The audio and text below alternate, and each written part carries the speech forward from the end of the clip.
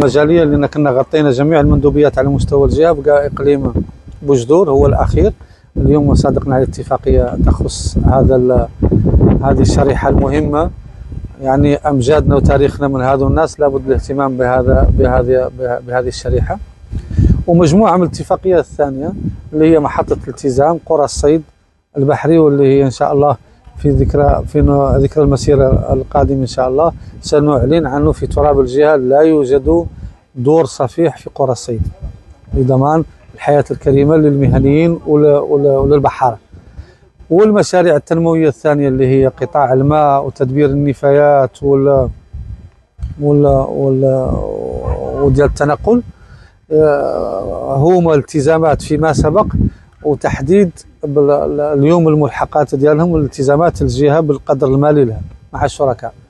النقطة الأهم هي نقطة الفلاحة، واللي قبضت حيز كبير من اهتمام السادة الأعضاء، والنقاش مهم جدا. كان فيه بعض الصراحة الزائدة، لأنه كان تحميل مسؤولية القطاع الفلاحة عنه كاين تقصير كبير، ولكن مجهود الدولة كوزارة إمكانياتها اللي رصدت إمكانيات كبيرة ومهمة وحاضرة وما يقدر يتنكرها أحد. العمل بها في وقتها المفيد بالخصوص في ظرف ديال الجفاف.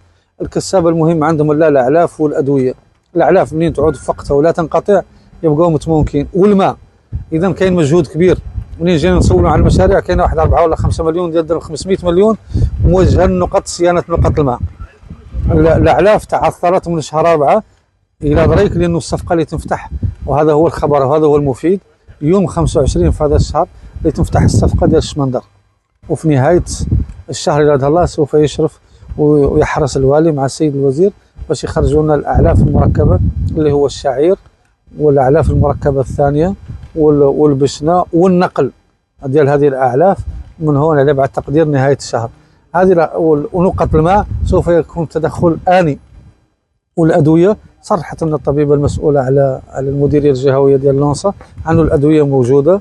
ومهم هو موضوع داخل المجلس استحضرنا فيه هموم الكسابة وآلامهم، ونقلناها أمانة للدولة لا الوزارة فيما سبق، لأن أنا كنت في تدخل استباقي منذ شهر ديسمبر الماضي، وشرفت عليه مع السيد الوالي من شهر 1، وتبعته بمناسبة الملتقى الدولي للفلاحة بمكناس.